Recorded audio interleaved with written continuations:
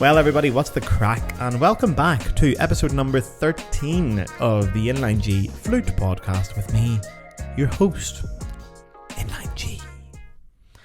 So 2 weeks in a row, it is just myself and yourself. There is no guest this week again on the Inline G Flute podcast.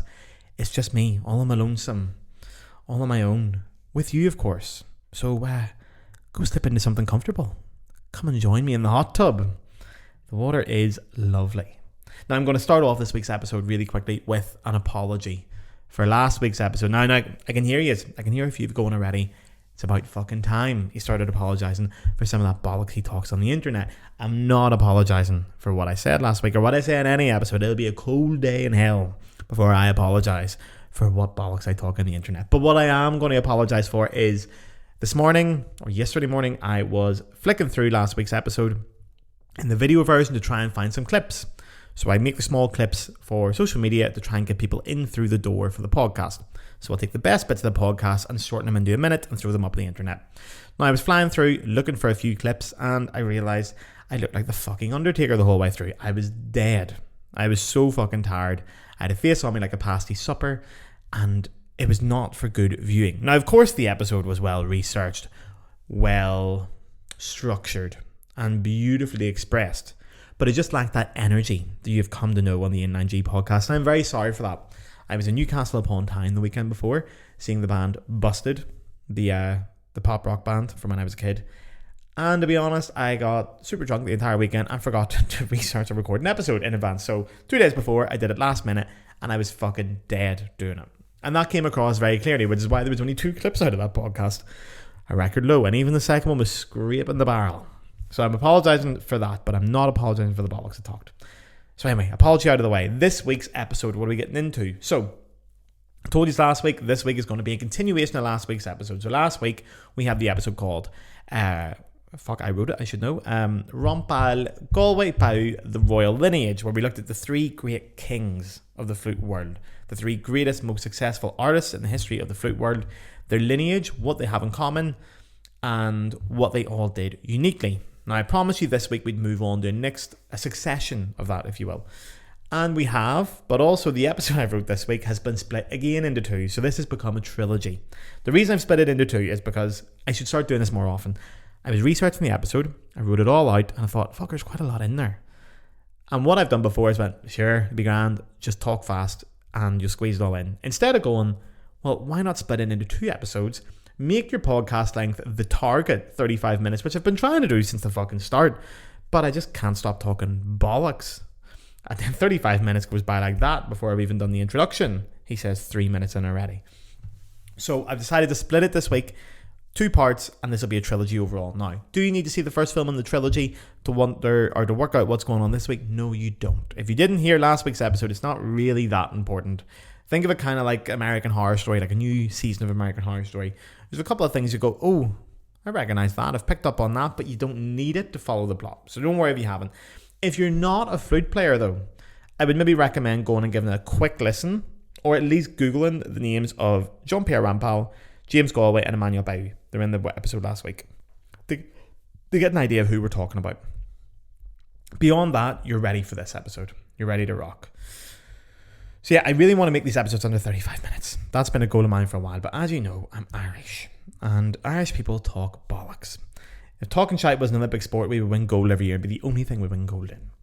So I'm going to do my best. So we've split it up into 2 episodes. This week's episode is going to be a continuation of last week's, where we're going to be talking about the future of the royal lineage of the monarchy of the flute. Who's going to be the next big flute superstar? This week we'll look at the challenges that they're going to be facing.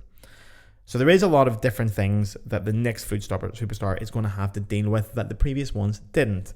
So we are starting to prepare for a post-Pau world. Now I know, it's a harrowing thought. None of us want to think about a post-Pau world. And I'm not ready for it. You're not ready for it. And also, to note, Emmanuel Bayou's only 53. Okay, he's not going anywhere anytime soon. In fact, he's at his peak. He's playing better than ever. He's looking better than ever. He's fucking brilliant. But we can start thinking about what's coming next. Okay, in the next 15, 20 years potentially. And the next flute superstar might already be here. So we can start talking about what's going to happen next. So this week, we're not going to talk about the actual person. I'm going to predict. That'll be next week's episode. Next week, I'll be predicting a couple of different players who I think will be the next flute superstar. This week, we're going to look at the challenges and the changing landscape in the classical music and flute worlds. And these are the things that the next superstar is going to have to deal with. So this week, we are going to look at a couple of things like navigating social media, the digital revolution in classical music, the cost of living crisis and the impact it's having on classical music, music streaming and how we consume content, and the new forms of crossover artistry. And then, yes, next week, I'll look at who's maybe dealing with these challenges particularly well and give you a list of people that I think might be following on Mr. Bau. Now, obviously, this is an extremely opinionated and speculative episode, more so than usual. So please, don't fucking come for me in the comments, alright? I've given you a warning, and again, I've said so many times, if you haven't realised that this podcast is mainly shite talking, then you're beyond hope. It's not my fault, alright? You shouldn't be listening to a drunk Irish guy on the internet. So again, if you're a flute player, I hope you get something out of this episode. I hope you find some information that you didn't know before. I know I did. I researched the bollocks out of this. And if you're not, I hope you get some information to show off at a party and maybe attract the member of your desired sex. So anyway, without further ado, let's get in and about it. So part one of the podcast this week is entitled Social Media for the Modern Artist. So if someone is going to take on this role, this next mantle of the flute superstar, the job description itself is changing a lot.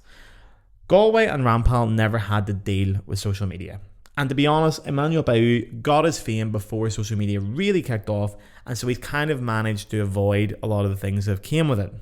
He's benefited from his success already when social media was starting, so he didn't need to go and get stuck into it the way other people do. And especially the next person, they're going to have to get stuck into social media. Now, it is growing at an unprecedented rate. Social media is fucking flying, and it's not going to slow down anytime soon. And it is playing a major role in artists and especially classical musicians' lives. TikTok especially. Like, how many musicians have created international recording careers from TikTok alone? It's unbelievable. So I think the next flute superstar will not only have to tolerate social media, but they'll have to thrive on it. They'll really have to know their shit. And to be honest, I think that's something that not many classical musicians, if any, really, or maybe one later, have managed to do. Sorry. So, yeah, we're going to do a couple of comparisons first to show you what the crack is on TikTok. TikTok is obviously the most prominent social media network at the minute, the up-and-coming one, the most used. So I think it's a fair place for comparison. So, the number one musician on TikTok in all genres of music, number one musician on TikTok is a girl called Bella Porch. Is that? I don't even know, to be honest. With 92 million followers. 92 fucking million. What is that? That's like 15 Irelands squeezed in, and they all follow her in social media on TikTok. So she did a lip sync video of that. I do know she did a lip sync video to the M to the B song, which was a great song.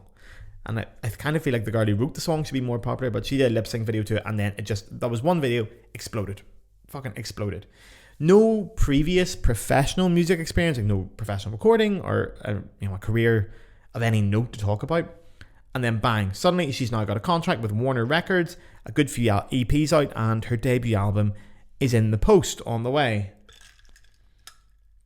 Her top song on Spotify is called Build a Bitch, and it has 500 million streams. Man, 500 million. Like, what is that? 500 million. That's ridiculous. Anyway, next up on the list of most popular musicians on TikTok is a girl called Kimberly Loaiza. She's from Mexico. 73 million followers. Like, what the fuck? What is that? 73 million people. That's obscene. So she started her career through YouTube, and then YouTube,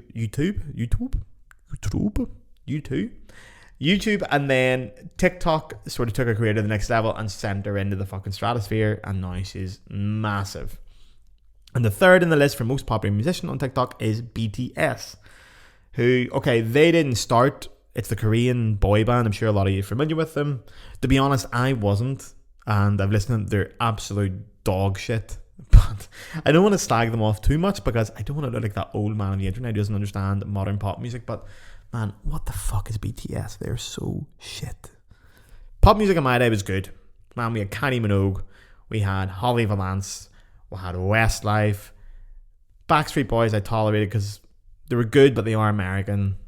Man, what BTS? They're dog shit. But anyway, they've used social media really to their advantage. They are flying at it in a minute. Like, the stupid amounts of followers, like obscene amounts of fucking followers over there. And that's what's going on in the music world. So that tells you the kind of levels. We're talking over 60 million followers for these three people, up to 92. Obscene. Now, if we switch our attention to classical musicians on TikTok, fuck me. Number one is Two Set Violin. Now, they're the comedy duo. Big fan of them, to be fair. They're fucking great. They're really, really good. But they're obviously a comedy duo. They're known for making comedy content. They're not known for their musical output per se. They do comedy videos and commentary on contemporary life as a classical musician. They're very, very good. But they are the number one classical musician of any kind on TikTok with 1.1 million followers. Now, that's a shitload of people. But in comparison to fucking Mrs. 92 million there, it's fuck all. It's nothing. And yeah, they are fucking brilliant, but they're the most active people, the most active classical musicians on TikTok, which is a disgrace. It's an absolute disgrace that none of the actual artists can get beyond that. In fact, of the 10 most followed classical musicians on TikTok, 6 of them are meme accounts or comedy accounts. Mainly meme accounts, so they just share other people's content. Probably not fucking credited for them, get a shitload of views.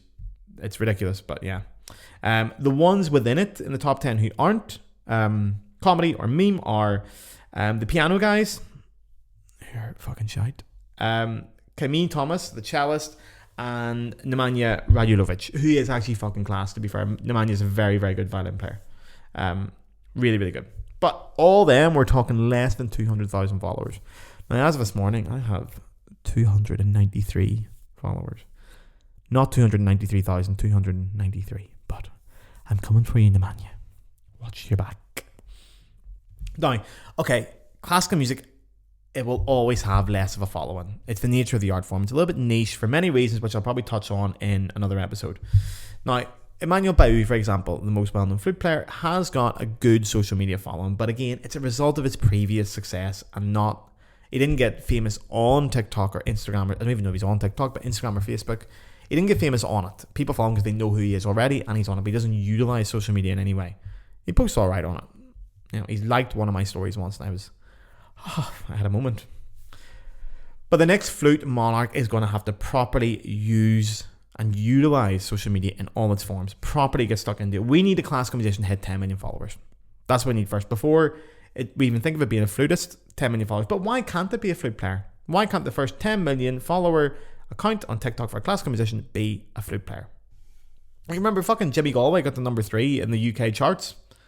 Beat off the fucking Rolling Stones. Didn't beat off the Rolling Stones. He didn't go that far. Like, I don't think that would have got him third place if he just did that to them. He got higher than them in the charts. So if he can do that, why can't we get 10 million followers? All I have to do is beat off 10 million men. So, right. The next person who, if they are going to utilize social media, they will need to. Here's the criteria for social media success. They'll need to be authentic. Although, to be honest, we say authentic, we mean social media authentic. They're not really authentic. It's usually a load of bollocks. But anyway, authentic. They need to be consistent in posting. They need to be engaging with their audience. Not something a lot of people do very well. They need to be adaptable to keep up with trends or potentially set them. And they need to be ethical in their practices. Something which I fucking came for a lot on this podcast and will keep coming for you. For example, don't buy followers. And there's a couple of flute players out there, or flute players, who they have a shitload of followers, and then when they put up a post, it gets like 7 likes. And if you go through the followers, none of them have profile pictures. Yeah, it's fucking pathetic. And it's not doing you any good. Or, okay, buying the blue ticks. Yeah, I suppose. These days, everyone's kind of doing it, but earn your fucking blue tick. But if you bought one, I don't blame you. I nearly bought one because it looks cool as shit, but I'm not that famous. I'm not famous at all. Yeah, so anyway, Next one's going to have to do that. They have to balance all this while maintaining a high-end performing career and having enough time for it all to make sure their mental health stays stable, which is no fucking mean feat. As anyone who knows, spending an hour on social media a day is not great for your mental health. Dedicating half your life to it is a tall order. And to do that, mix in the career and do all that and become the first person potentially to do it and keep your mental health in check is not going to be fucking easy. So it's a big thing. Now, this also plays into streaming, the whole social media thing. And the next artist is going to have to be really on top of the whole streaming industry because, to be honest, classical music in the streaming game is a fucking disgrace. It is so slow to it. It is pathetic. And we are getting left behind because of it. Classical music has an aging audience. So it means, physical CDs are still preferred because, they're old as shit. But this needs to change. Okay? You can still have physical CDs, but you can't rely on it as being your only way to get your music out there. We need someone who not just puts their shit on streaming services, but properly uses it to their full advantage. So by that, I mean, maybe it's time to consider doing what other genres do and going for a smaller or an independent label or dropping the label entirely and self-publishing. Like, I don't know if you guys have ever heard of the singer Inline G on TikTok. Fucking great tunes. I'm a big fan of hers. Entirely self-published. I just got like near 1 billion streams on one of her songs on Instagram or Spotify, from her TikTok account. Makes great music, did it all herself. And you look at people like Jerry Cinnamon back in Scotland, doing fucking incredible stuff, selling out festivals. Not one penny goes toward advertising or marketing. Not one fucking penny. Self-published, does it all himself. Streaming does the work. Incredible. So, the second highest flute stream on Spotify is 4.2 million listens for Emmanuel Bayou's Mozart Concerto. Not bad, I hear you say. The highest flute stream in general, so the highest flute stream above Mr. Bayou, of course, it's my Jimmy. It's our Jimmy Galway. When he did Annie's song, when he beat off the Rolling Stones, they get 200 million listens on Spotify. 200 million. I'll say that again because I fucked it up the second time. 200 million. But that is a fucking disgrace. 4.2 compared to 200 million. That's a disgrace. Classical music needs to do a lot better. And like, I know it's a niche market and I know it's a small bit business, especially flute playing, but like, I'll put in a bit of context. One of my favourite bands is a group called Kneecap. They're a hip-hop trio from Belfast. Self-published as well. Now, they sing in Irish. They don't sing in English, they sing uniquely in Irish. They mainly sing about how much they don't like the British, or how much they don't think the British deserve to have a role in Ireland, we'll say, especially in the north of Ireland, which I'll not get into. But anyway, that's quite niche. A hip-hop trio, self-published, from Belfast, who sing about the British in Irish language is quite niche, I would say, to say the very fucking least. And they have the same kind of streaming numbers as Emmanuel Bayou. Now that's just not fucking on. That's not on. If there's an unsigned Irish-speaking hip-hop trio from Belfast having similar numbers to the biggest flute player in the world, not good enough. Just not fucking good enough. They're more obscure. So the next person to have to do it better. Anyway, what's next? I'll tell you quickly what I'm drinking this week. Oh, too much vodka, that's what I'm drinking. I've got a vodka and Diet Coke with a decorative umbrella. It's fucking strong. Not a heavy-handed pour, not a shaky hander. You know the score by now. Listen, click the link in the description of this. You will find a link to go and donate to the podcast if you want. The podcast will always be free. It will never not be free. There will never be paid content. There will never be a subscription service where if you pay more money, you will get more content. That will never be the case on the Inline G Flute podcast. It will always be free. But if you want to donate some money to help out with costs over here, it would be very fucking appreciated. So if you hit that link in the description, or you go on to my Instagram account, for example, and hit the link in the bio, you can buy me a drink. You can buy me the price of a drink. And yeah, whatever a Dr. Pepper costs in your country, fire that across my way if you can afford it. If you think, fuck, I enjoy the podcast, I listen to every episode, I get a couple of hours of entertainment a month, cost me nothing, fuck it, I'll throw them over £3 once a month. Happy days, thank you very much. It'll go towards keeping the lights on in this place and funding the podcast while I still look for a sponsor, which I haven't done. I told you last week I would, and I lied through my fucking teeth. I didn't do anything of the sort. But anyway, you can find out that way to donate to the podcast. Donations are incredibly appreciated. There was actually quite a few last week, which was so nice because also it means Officially now, I am a semi-professional podcaster. I'm getting paid to do it. I'm semi-professional. So fuck you guys. Fuck you guys. I'm dropping. The podcast is over. I'm famous now. Fuck you guys. I'm going to Mallorca. I'm be dead. Right, but no, seriously, you can donate to the podcast. It's very appreciated if you do. If you can't afford it or you don't want to, that's grand. You can still listen for free forever and ever ad libitum.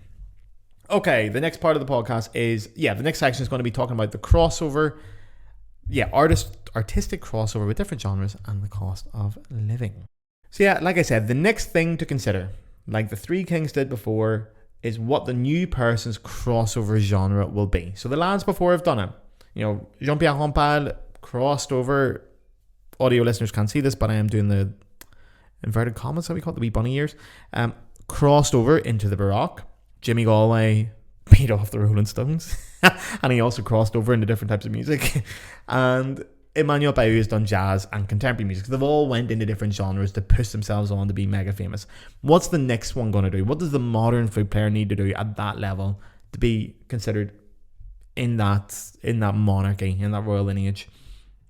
So Bayou did an incredible job, and he's doing an incredible job of doing contemporary music with living composers and also branching into jazz. But I don't think that can happen anymore. Bayou can do it, but he's going to be the last one.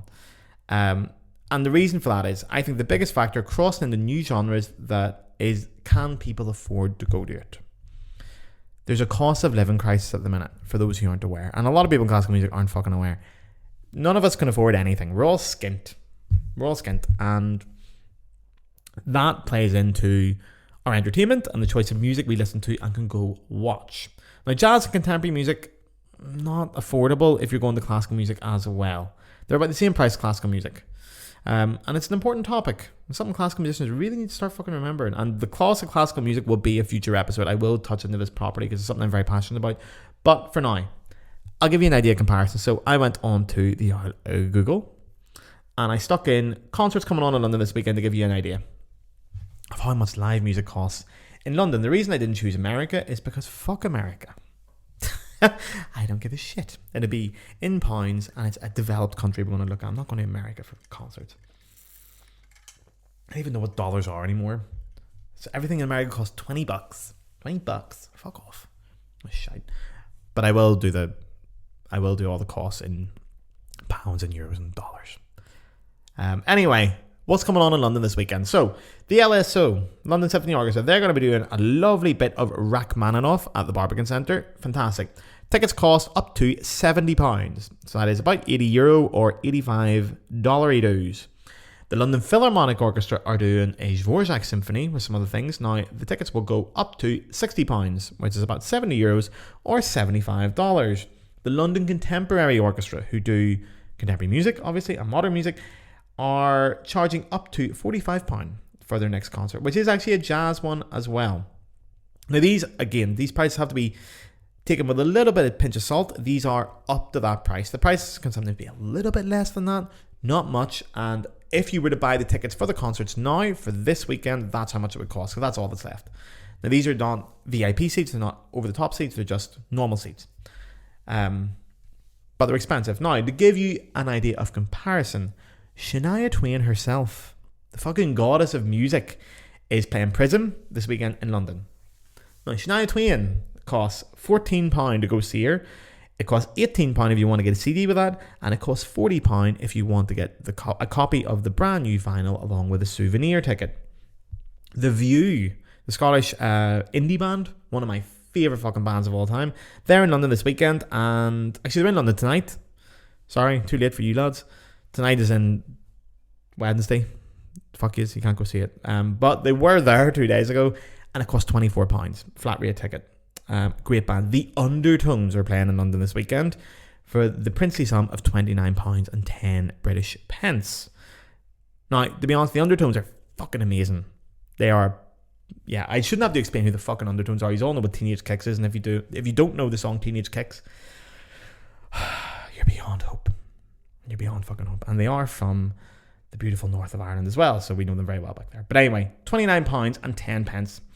Now, meanwhile, ENO, English National Opera, are doing Peter Grimes by Benjamin Britten, a superb fucking opera, to be fair. Superb. Now, the tickets cost between 70 being the cheapest and the most expensive being 160 for stall prices. 160 fucking quid.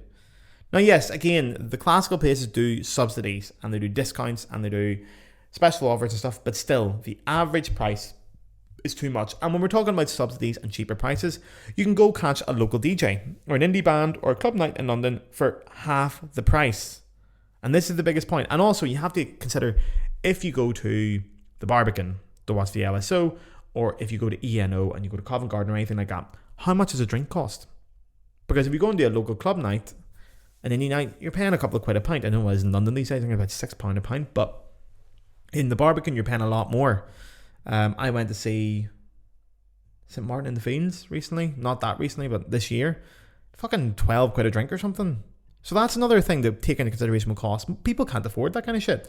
And then also, you might need a new outfit for the occasion, because if you're first time going to classical music, you might think, I need to dress up.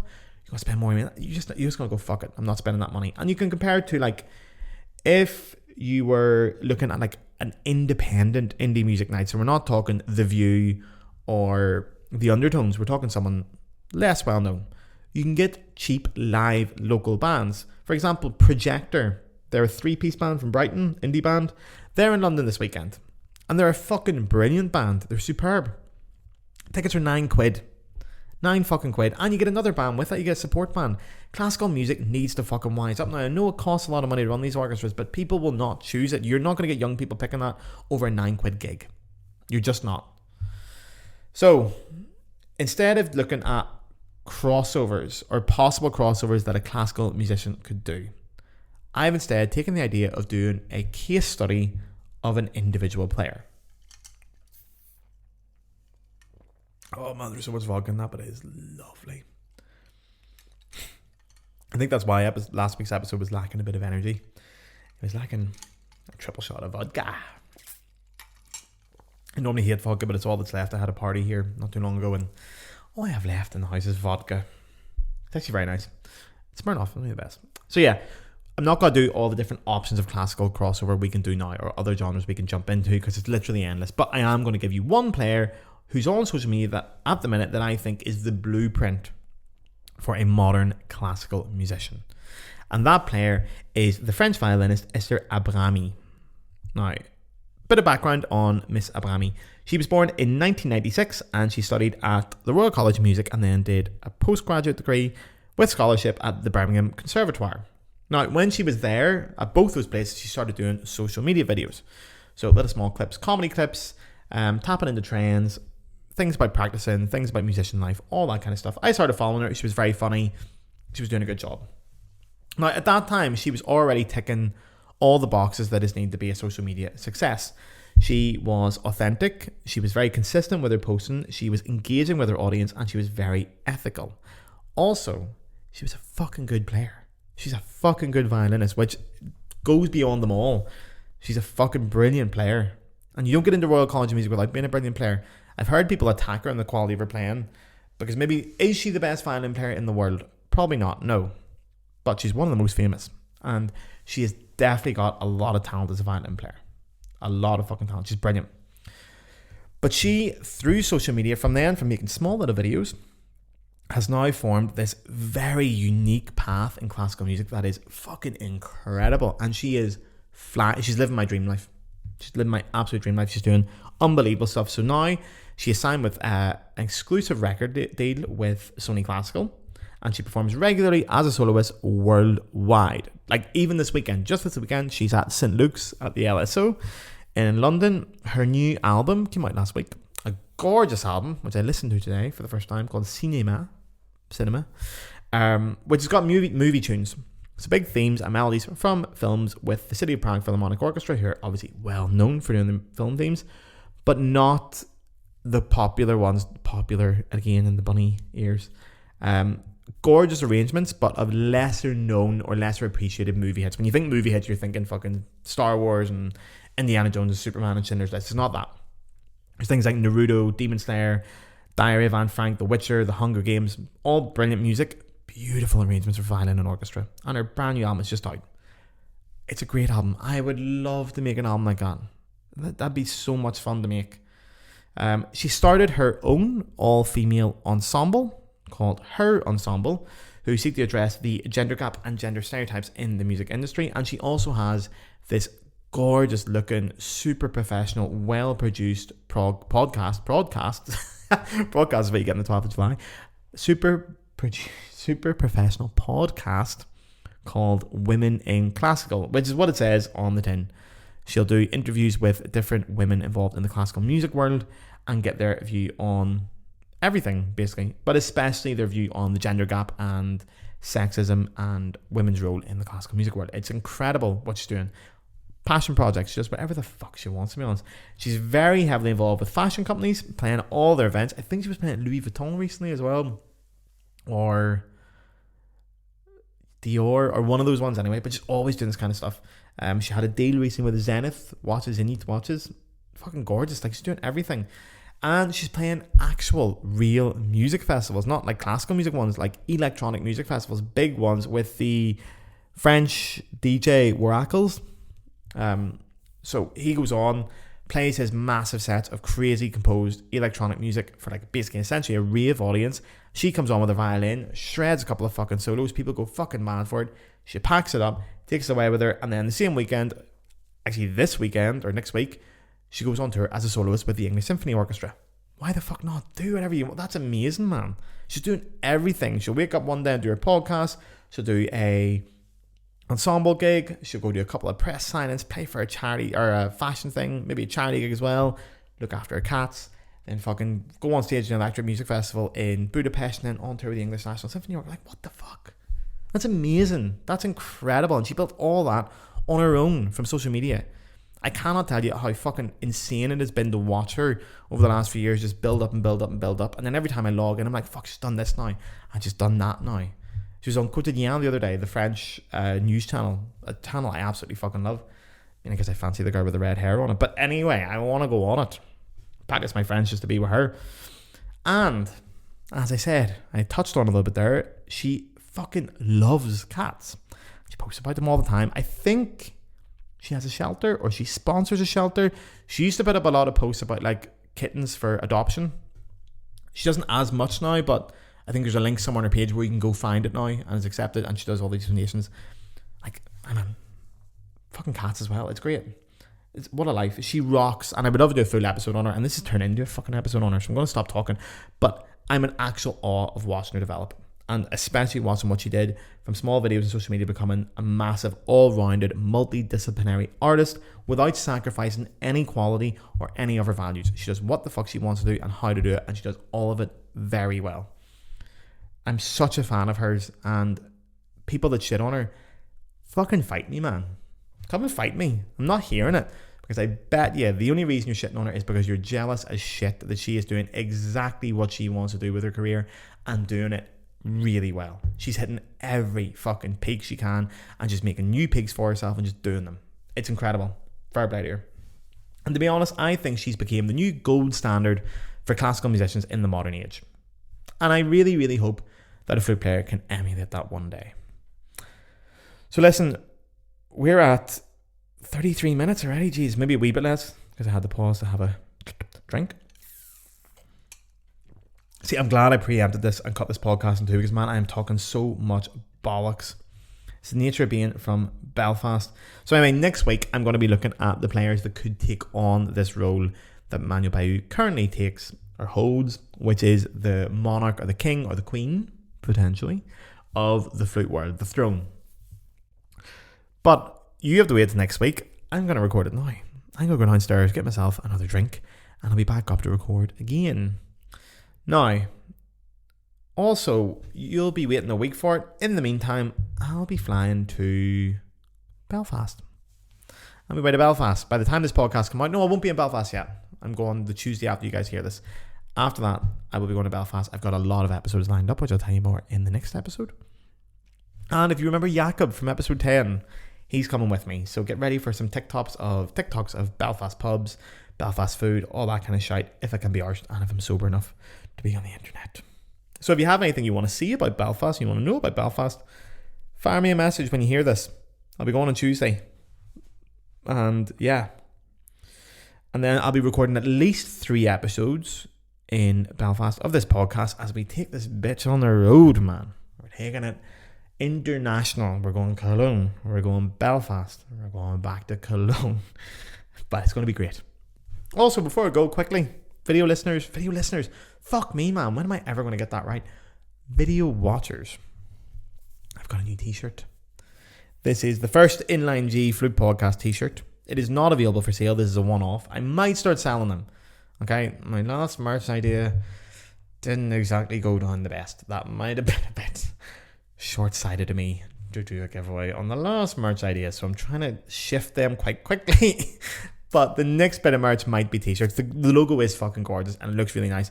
This is a high-quality t-shirt because I got it from Uniqlo and then I got it printed myself. But I might start ordering t-shirts. So if you think you might be interested in one, fire me a message.